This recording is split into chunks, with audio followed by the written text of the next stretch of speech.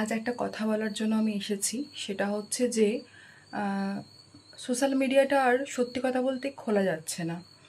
এত নোংরামো ভরে গেছে। ধরুন আপনি ট্রেনের মধ্যে বসে ফেসবুকটা ওপেন করছেন। তো ধরুন আপনার মাথার উপরে তো অনেক লোক দাঁড়িয়ে থাকে। তো আপনি লজ্জায় পড়ে যাবেন।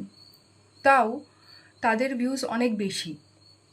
অনেক মানুষের অনেক প্রতিভা আছে, যেমন কেউ ভালো গান গাইতে পারে, কেউ ভালো আবৃত্তি করতে পারে, কেউ ভালো গল্প বলতে পারে, কেউ আবার খুব ভালো ডান্স করতে পারে, বা কেউ বাস্তবটাকে তুলে ধরে, তাই তো? কিন্তু আপনি দেখবেন তাদের ভিডিওতে গিয়ে তাদের তাদের কিন্তু ভালো ভিউজটা আসে না।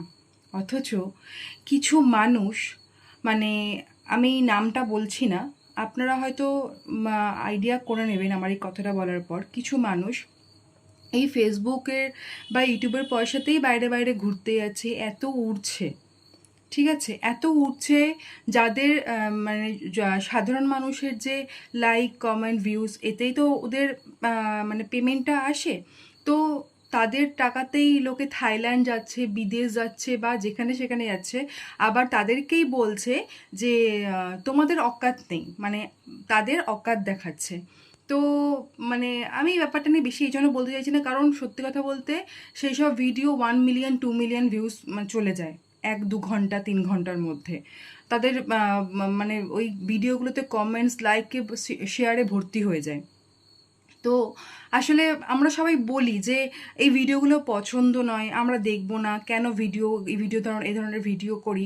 আমরা কিন্তু কথাগুলো বলি, কিন্তু আমরা না তাদেরকে ইগনোর করতে পারি না। আমরা তাদের ভিডিওতে গিয়ে লাইক কমেন্ট, আমরা মানে কমেন্ট, ধরুন একটা হাসির কোনো রিয়াকশান দিলেন, বা রাগের অ্যাংরি কোনো রিয়াকশান দিলেন, বা কোনো বাজে কমেন্ট করলেন, সেটা কিন্তু মানে যাচ্ছে, মানে তার ভালো খারাপ সেটা দেখার দরকার নেই, সেটা কিন্তু যাচ্ছে।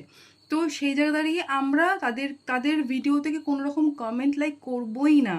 তাদেরকে বয়কট করুন এরকম ধরনের যারা মন্তব্য করে। তো তোমাদের অকাত কি আছে? আরে তুমি কে আমাদের অকাত দেখানোর? তুমি কে?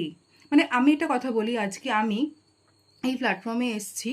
আমি কিন্তু আমার যথেষ্ট কর্মজীবনে প্রচণ্ড বিজি। হয়তো আমার মতন আপনারা অনেকেই বিজি, যারা যারা হয়তো বাইরের কাজ আবার ভিডিও করতে পছন্দ করেন, তাই করেন। সেরকম আমিও।